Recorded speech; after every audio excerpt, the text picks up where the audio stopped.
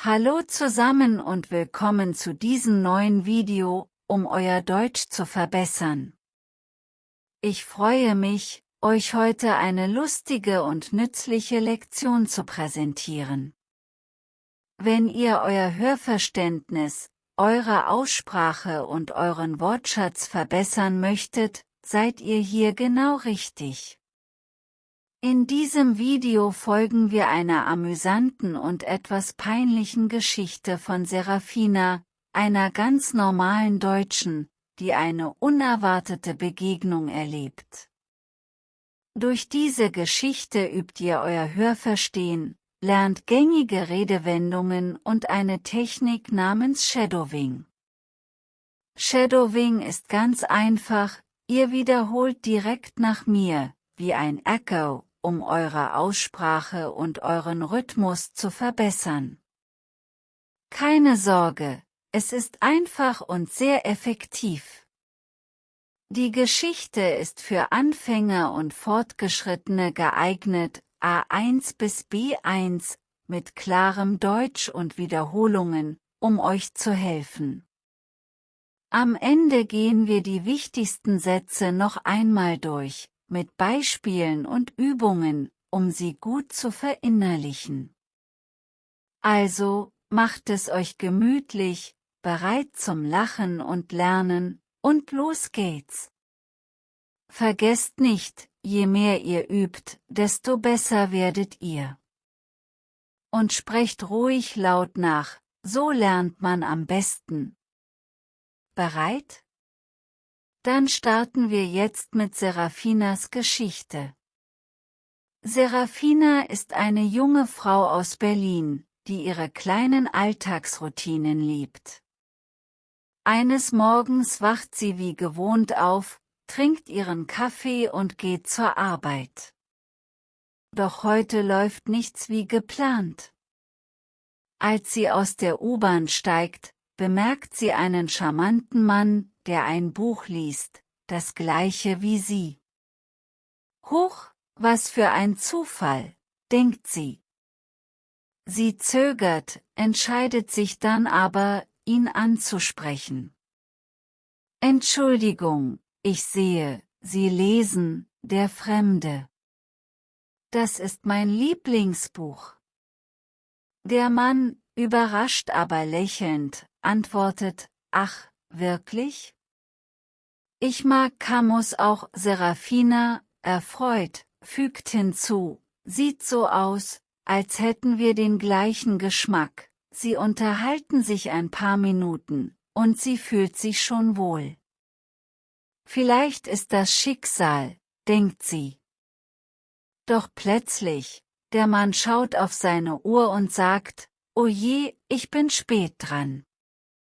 Ich muss los. Serafina, enttäuscht, antwortet, okay.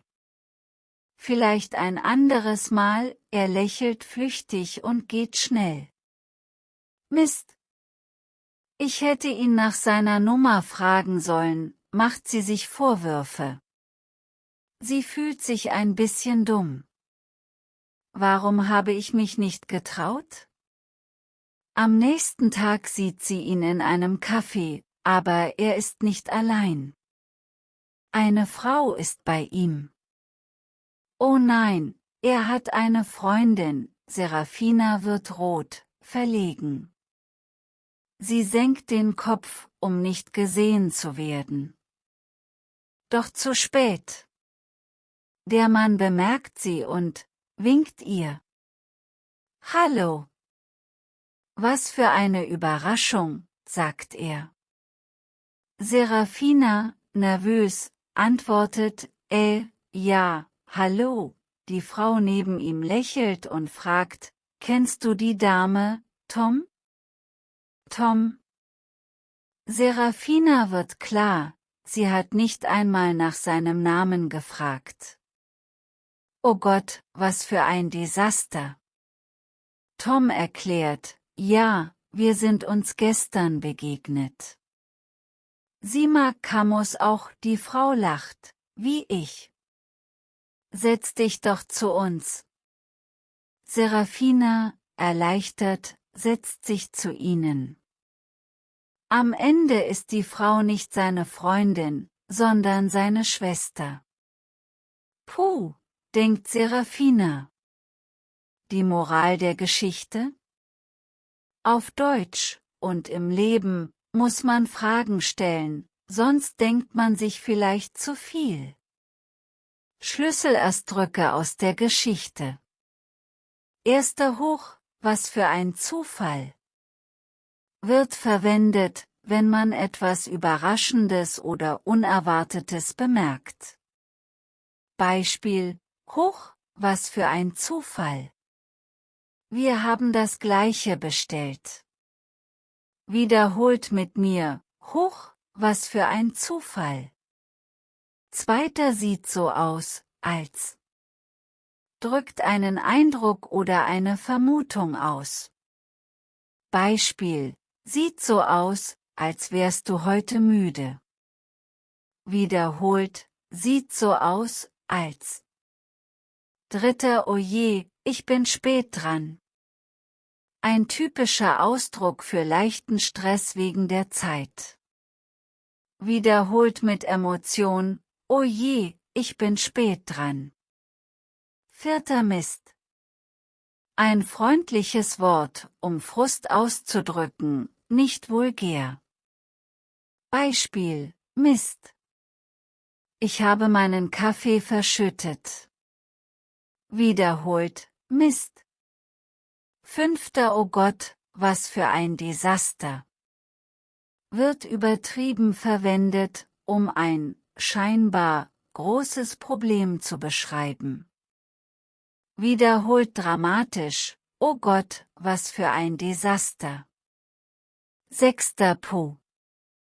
Der Laut, den man macht, wenn man erleichtert ist. Wiederholt mit einem Seufzer: Puh.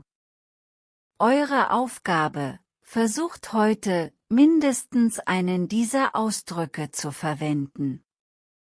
Erzählt uns in den Kommentaren, wann habt ihr zuletzt Puh gesagt? Abonniert den Kanal für mehr Tipps und Geschichten wie diese. Und vor allem, habt Spaß beim Üben, Deutsch ist lebendig. Danke fürs Zuschauen. Bis bald zu neuen Abenteuern. Viel Erfolg!